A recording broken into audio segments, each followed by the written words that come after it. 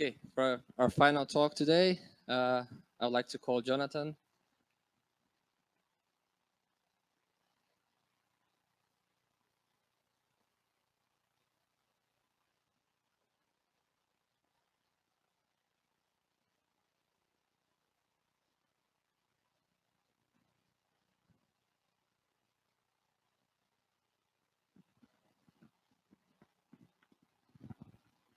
Hello, everybody. Uh, my work here in QTNano is in between the quantum chemistry and the machine learning techniques, and I work with both sides.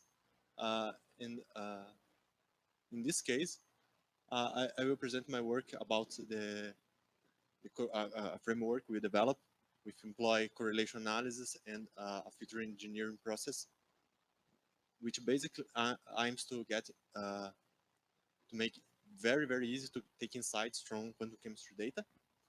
Uh, I have worked with both sides, and not just in this work, and soon we will have a postdoc, João Paulo, that arrived in March to work with me in between these two fields.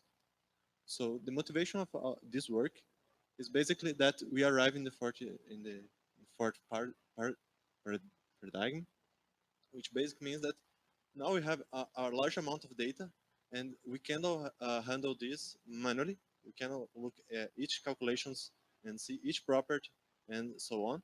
So based on that, the quantum chemistry studies that we have developed the current frequently have some problems. For instance, the insights are based on the most stable structures that normally are a very few quantity in relation to the all the calculations performed. For instance, in a study you calculate a lot of calculations, and then you look at the most stable structures to see some property or something like that, and all the other calculations you don't employ, but there is information there. Uh, uh, there is also a lot of visual description of the molecules. For instance, oh, the most stable structures seems to present several oxygens on the surface, something like that. But it's a very personal way to look to the data. You are putting your personal view into the results you are looking for, and also in your conclusions. So it's a problem. Uh, and also visual identification of trends. For instance, you look to a graphic, you say, oh, there is a ascendance relationship in the data or not, but it's a very personal, you don't employ analysis to do that. And to address this kind of problems, we propose a solution based on employ correlation analysis, with are very interesting because it can handle a large amount of data. It's a very well-defined methodology, so it reproduce, and you can have statistical information of your uh, correlations and things like that. It's easy to calculate it, and it's implemented. And the challenge in this part is not calculate the correlation itself, but in do a good characterization process. And I will address this in a moment. Just now, I would like to address the correlation analysis, which is basically a coefficient you can calculate based in pair rate data. So you have a pair of x and y values. You have several data based on that. You can calculate a coefficient which lie between minus 1 and 1.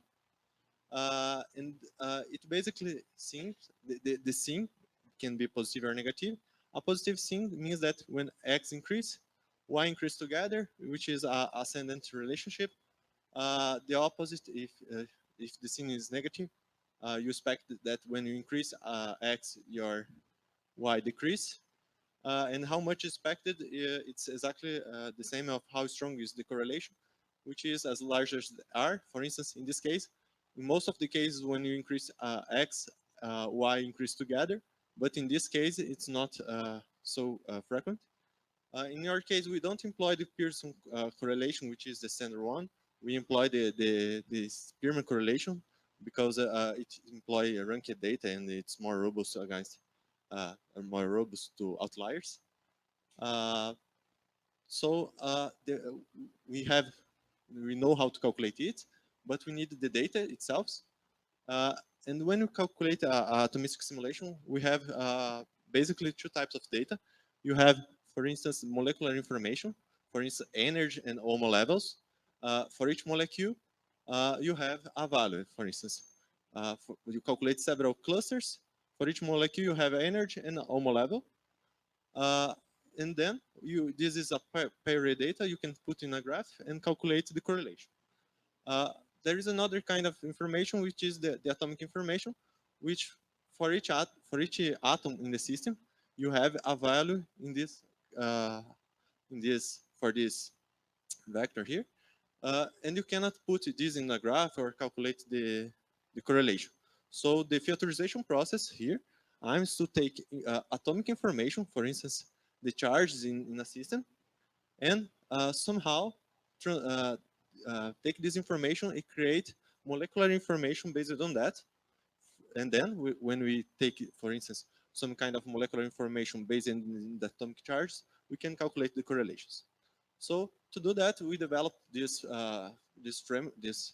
structured this approach to transform atomic information into molecular information, which basically take a bag, which is a set of information of the atoms, and a class, for instance, the effective coordination number of the atoms, and a class of the platinum atoms of the system, for instance. You take these two guys together and select the data. So now you have the platinum atoms effective coordination numbers, and then you apply an operators, for instance, the average, and in the end you have the average of the effective coordination number of the platinum atoms of your systems, which is a molecular data, and with that you can calculate the correlations. It seems simple, however, you can look to several levels of deepness in this way. For instance, you can look at the effective coordination number of the atoms in the systems, for instance, the cerium atoms. You can also look to the effective coordination number of the cerium atoms in the surface, or even to the effective coordination number of the cerium atoms in the surface with effective coordination number around 5. So you can increase the level of the amount of information as much as you want. Of course, you need if you would like to look very deep in your data, you need a lot of data. But based on that, you can basically generate a large amount of molecular data, and with that, calculate the correlations. So with this framework, we address 3 quantum chemistry datasets that were developed here in our group. Mixed oxide nanoclusters that was studied by Priscilla. Platinum-based alloys that was developed with Paulo. And methane dehydrogenated candidates over transition metal was developed by Carl. Basically, they have your importance, but the focus here is the correlation analysis. And if you have some doubt about this data set, you can talk with my collaborators. Here is some example of data sets of the results. Sorry. In each column, I have a system. For instance, the mixed oxide here, it's rich in zircon atoms, and here is rich in cerium atoms. In each cell, in each row, I have a different filter. For instance, here is the number of cerium atoms exposed to the vacuum, the number of zirconium atoms exposed to the vacuum, the number of oxygen atoms exposed to the vacuum, and so on. The vertical axis are the values of this filter, and in the horizontal axis, there is the relative energy. In this case, we would like to know which filter have influence over the stability. So we are looking to the relative energy of the clusters. Then what we can see, for instance, is that the zirconium atom, the number of zirconium atoms exposed to the vacuum, have a very large correlation and ascendant with the relative energy. What it means? Basically that the zirconium atoms would like to reduce the cluster, the more stable clusters present a few number of zirconium atoms exposed to the vacuum, which means that the zirconium atoms would like to stay in the core. But it's also observed for the cerium atoms. Then we have to look to the difference of the magnitude of the strands. And in the case, the magnitude of the trends of the zirconium atoms are stronger. So based on that, we can understand and interpret that the zirconium atoms have a higher preference to stay in the core in relation to the cerium atoms. And based on this type of interpretation of the correlation analysis, we can get insights from the data and so on. We have, for instance, other insights we get from the data. For instance, a difference in the coordination of the oxygen atoms, which are in this kind of mixed cluster, are different from the surface, for instance. We published this article in the last year. The second work was based on platinum-based alloys, and we studied it with several transition metals. For instance, here I show different alloys per column. So in this first column, there is the alloys between platinum and iron, and in the last column, between platinum and silver. I reduced the size because there is much data to show. In this case, for instance, the number of atoms in the surface seems not to be a very important feature, which is strange because if you have a cluster with a large amount of atoms in the surface, you would expect that it's not very stable. However, in this case, the most important feature are the type of atom in the surface. For instance, some clusters prefer to have a lot of platinum atoms in the surface, while others, other alloys, prefer to have a few amount of platinum atoms in the surface and instead have transition metal, the other transition metal in the surface. So based on that, we develop, in this case, a toy model to explain, to present the insights we have from the correlation analysis, and we explain these correlations based on the difference of the radius between the platinum atom and the transition metal in the alloy. In this case, the difference was explained based on the difference of the radius of the platinum and transition metal and the surface energy.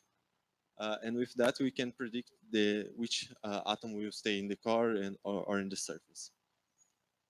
In our last work, was quite more difficult to address this kind of systems, basically because different from the alloys, when you have several molecules adsorbed on the transition cluster, the trends change very drastic when you change the molecules adsorbed. Basically, we capture several features that are important, and several difference between when you have for instance, for instance, a CH2 adsorbed or a CH2 adsorbed with more two hydrogens co-adsorbed. We have noticed some difference and so on, but it's not was not like this that we have the amount of data in this case was enough to make the trends clear. In this case, the quantity of systems and the way that they are spread was not enough. So there is a limitation of the method of the framework, that is, you need to have data, basically. To do that, to employ this kind of framework, I developed a code in a package in Python that basically do the hard work for you. You can, for instance, give a folder for it. It finds your calculations. It extracts the informations, do molecular analysis such as effective coordination number, distance, average, find the atoms in the surface, and so on. And how to do the featurization process.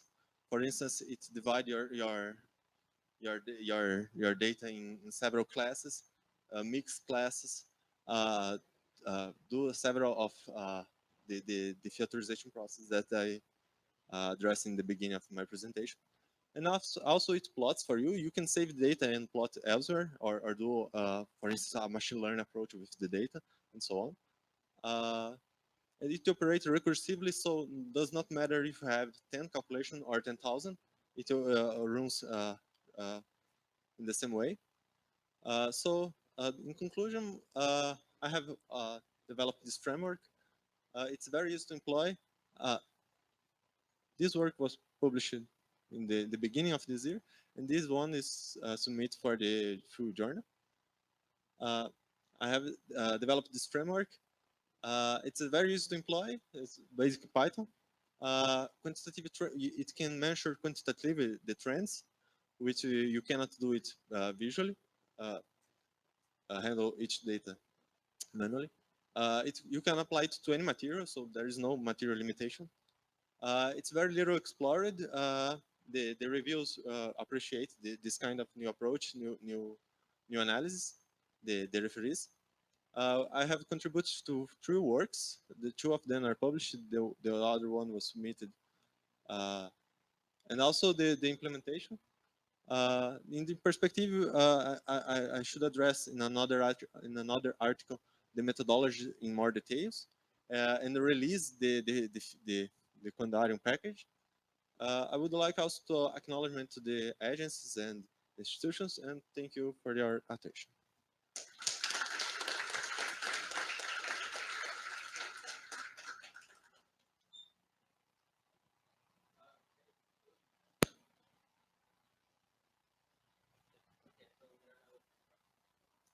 Anyone?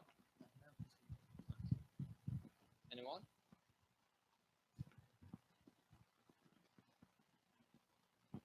So thank you for the very nice talk. And you said that your package is able to actually get data from directly from the outputs of the programs.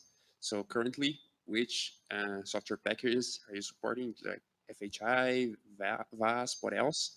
And how hard it is to implement a new parser, let's say, to get data from different programs?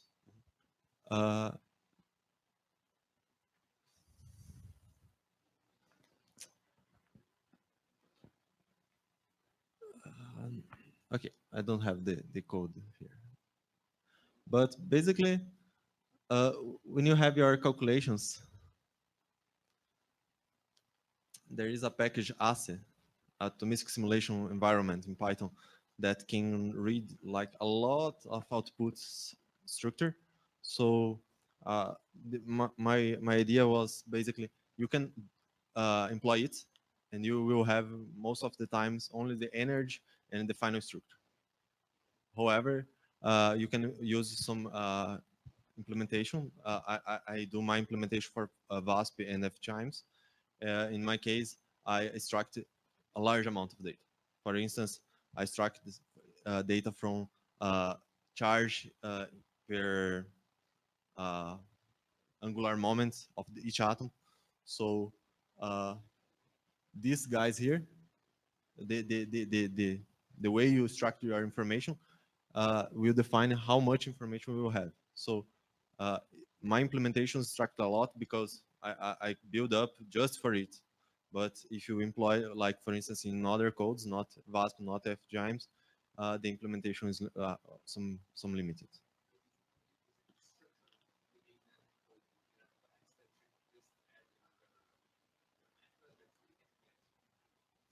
I built a function to extract data from one calculation, and a function that take this function and operate recursively.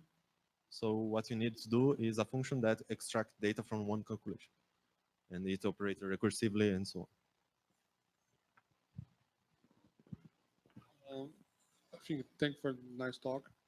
You mentioned concern the discussion on the data. For example, you show the diagrams there. But for example, can you show one of them? For this one, for example, once you have this analysis of the data, then you have the diagrams, then you have the slope of the curves, but without, do you think, for example, without the chemistry insights, could we identify all the important properties as we could identify looking the quantum, based the chemistry insights, for example. This one identify was the most important variables, but it just correlate the image with a particular variable, but not all the variables together. It's possible to analyze all the variables versus all the variables together. I mean, all the properties versus all the properties. Okay. First thing you need to consider is about the, for instance, here, I divided the data in classes. So, for instance, I don't look to the two compositions together. If you put them together and don't look for it, you will find nothing with this correlation in this approach here. But in principle, you can create something to look for some kind of separation in the data and then address exactly this automatically. So it's possible. Yes, yes, yes. Because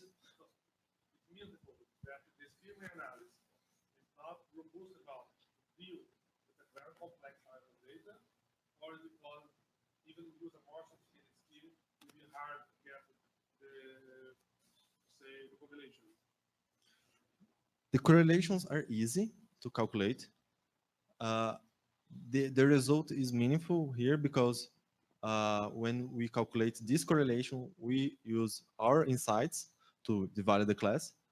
If you use some approach to divide it, to search for a way to divide it and employ the correlations and get high correlations, you will find, and it will work. For instance,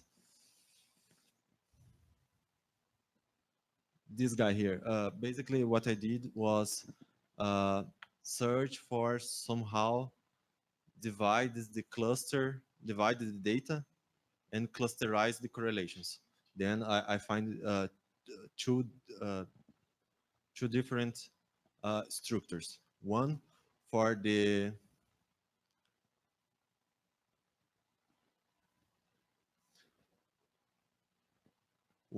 guys that have a pattern, and one for the guys that have the other pattern.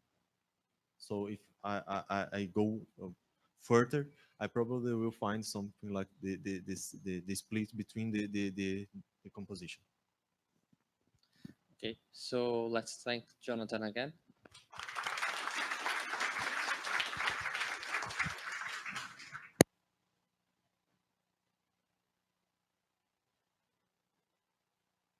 Oh, and just let's thank everyone that, like all the speakers again, one last time.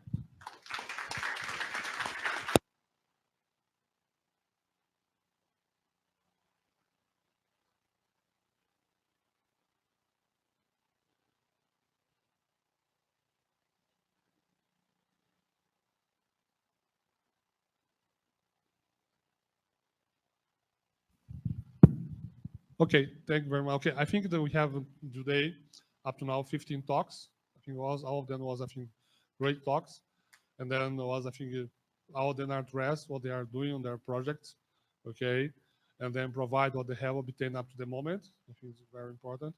I think what I remember the project is concerned not in the right order because we have to exchange the orders, okay? But in the morning, we start with the P19, the batteries. I think we are moving, okay? And also we are moving what we're proposing. We are looking for new patterns like the sodium batteries, which is important for the project too. And then we move from the project 17, okay, about CO2. I think we are moving quite well, and then moving this direction of the reaction, also this storage too. Then we come to the project 18, okay. I think with the chalcogenides and also with the perovskites, we are, I think that's important for the perovskite because we have experimental result that's going on. It's important to get closer. And the chalcogenide is important to find a path how to reach closer that way too. And also we come with this what is pretty future work too. And then we come up to the project 16. I think this methane conversion, we have the concern the using the nanoclusters. We have made some progress, and the zeolite teams are working. We are making tight the things. I think it's quite very important. And then we come to the project number 20. I think the machine learning is a good example. One part and the important here is the flow, for example.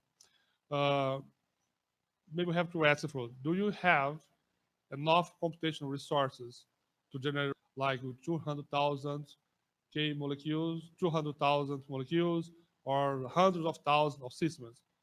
Maybe this question have to be answered later, but maybe we will not have. But the question is the following. Those works that you are doing that show, like Marco Kill show, that's in collaboration with my team, or Jonathan shows today, we should try to explore and to combine the expertise in machine learning the way that you can, if you can try to get machine learning techniques or any computational techniques that you are able to move what you are doing quantum chemistry up, it's a plus for us. And then, as Marcus Kill mentioned at the end, okay, there are several possibilities, a wide range of possibilities.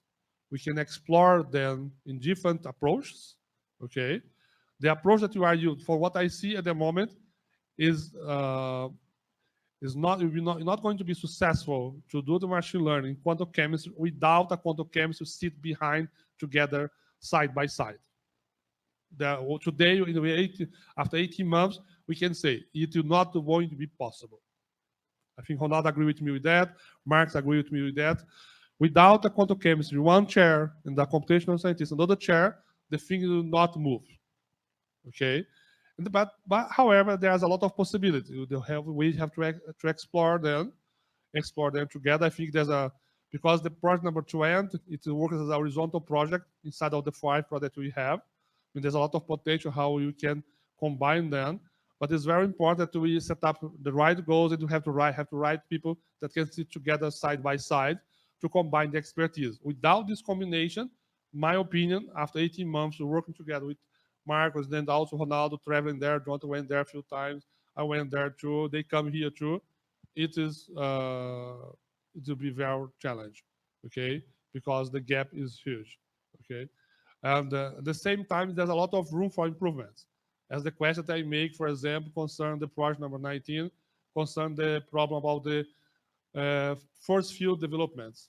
For example, I think inside of lumps, Luis mentioned, there's already potential that comes from machine learning. I think there's lumps that already potential inside, not lumps or lumps, there's a lot of potential that's come from there.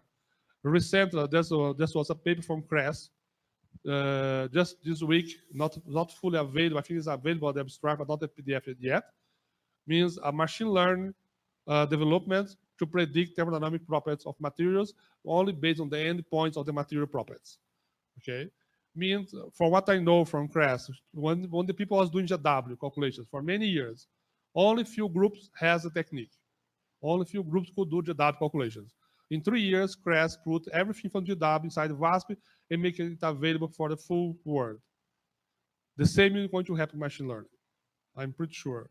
CRES is going to make a lot of development in machine learning, combine it inside VASP and make it available wide world. Okay? Means this is going to happen. Because all the paper that is coming from his group is in this direction.